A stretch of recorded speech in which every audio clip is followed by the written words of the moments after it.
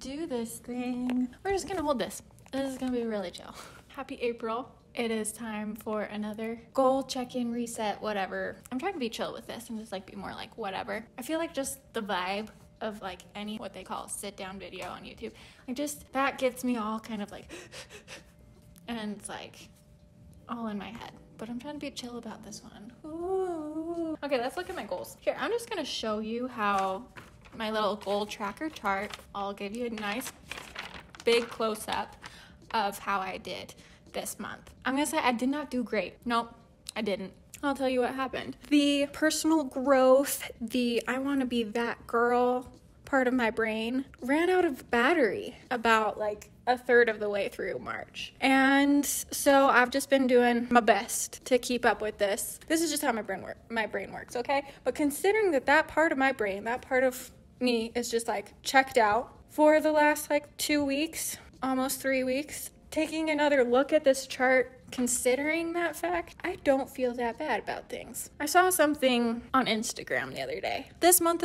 is a good example of this, you know? You're gonna be growing and like generally things are gonna be going up, right?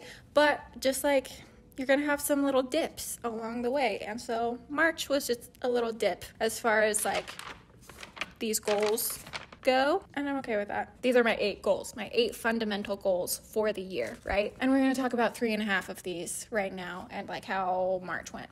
Number 1, work out 3 times a week. This month I decided to work out 3 days in a row each week, and that worked really well. I like it. So I'm gonna keep doing that. Goal number 2, read 20 books. I wanna tell you about the books I've read this month. First, I read Murder on the Orient Express by Agatha Christie. It was good. I liked it, but I felt so stupid. Because like, you know, when Poirot at the end gives his obligatory like detective, here's the solution to the mystery speech, when he's giving that speech, I was like, oh, duh. Like it seemed so obvious. Before I even picked up this book, I expected the murder to happen in a specific murdery way. The entire book, I was just like, it has to be this. I don't know how this works out with this story, but it has to be this. And it wasn't. And then I was like, oh man, if I just had let go of that expectation, I probably would have figured it out and been like, because like honestly, I felt so incredibly stupid. Those are my thoughts on Murder on the Orient Express. It was a fun time. I enjoyed reading it. The other book that I read this month is called Pure Color by Sheila Heti. I finished it a couple days ago and had to get my thoughts out when I finished it. So here are my thoughts. Did I remember anything about this book when I got it from the library? Absolutely not. I had no idea what I was getting into. But I think that's good. It surprised me. And that's part of why I liked it. It was just really interesting, especially like the first part of this book. You ever like stand on a really tall building and you're like looking down, then like you zoom in and you see all of these people walking down on the street below, and you're just kind of like sitting there on top of this building looking down at these people, and like you're just like, imagine what all these people's lives are like. That's what this book kind of feels like.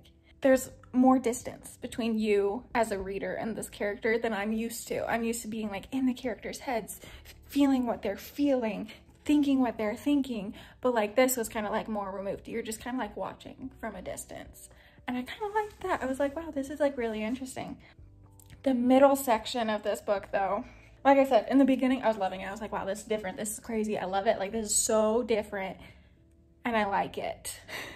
But then like the middle of the book got a little too like philosophical for me. Like she gets stuck inside of a leaf, and then like she has all of these philosophical thought conversations with the spirit of her dead father inside this leaf. And like it just was kind of like, okay, maybe this is a little too different. It was like just too theoretical, too woo for me. And I was like, I don't think I'm smart enough for this. But I can still appreciate it because like there was a lot in that middle section about like dealing with the loss of a loved one, the grieving process, and just like life and death and like stuff like that. And I think if I were to read this again after losing a family member or after losing someone that I'm like really close to, I could appreciate it more because I would be able to relate to it more. And like, so those are my thoughts on the book Pure Color. I did enjoy it at parts. moving on. So those are those two goals. The next goal that I kind of want to talk about. Do I want to talk about this? Sure. I don't know.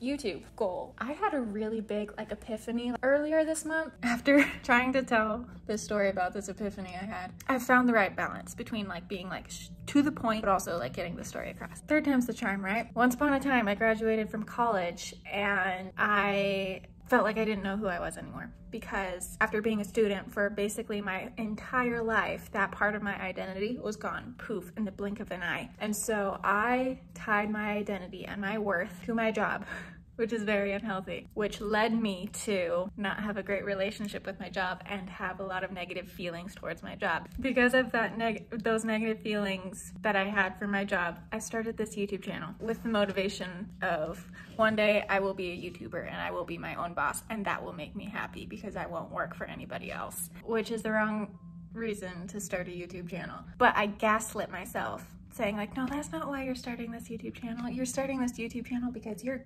becoming more confident, you're growing as a person, and like you want to be able to look back and see this journey. No.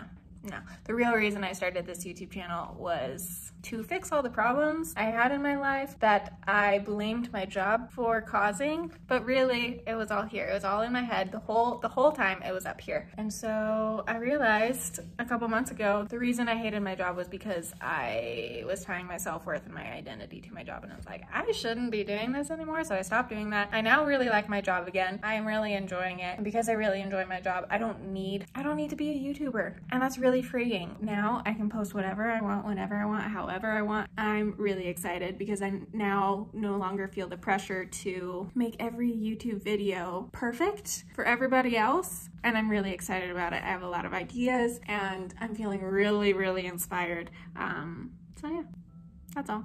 Yeah, I'm excited. I really am.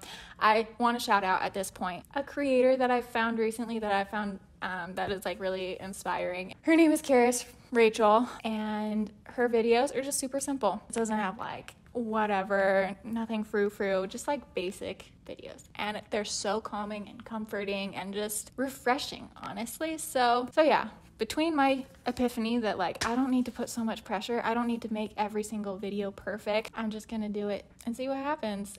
Okay, I said I wanted to talk about 3.5 of my 8 goals. The half goal that I want to talk about is taking a break from my phone for the first week of every month. I'm really looking forward to that this next month. So that's all I wanted to say about that. But I feel like my brain has just been a little bit anxious and just like yearning for a break from social media, from everything. So I'm really looking forward to that. Yeah, just a reminder that growth looks like this. There are going to be some dips.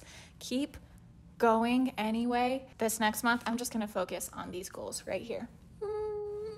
I'm not gonna set any like little extra goals, no. You may get another one of these for May, you may not. I might just give myself a little break. Stop pushing myself so hard that the personal development growth part of my brain walks out on me. I'm not gonna push myself that hard. That's all I wanna talk about. Give this video a thumbs up if you liked it, subscribe if you feel like it, and I'm going to go now. Bye! Ugh. Pretend like I covered the lens with my hand.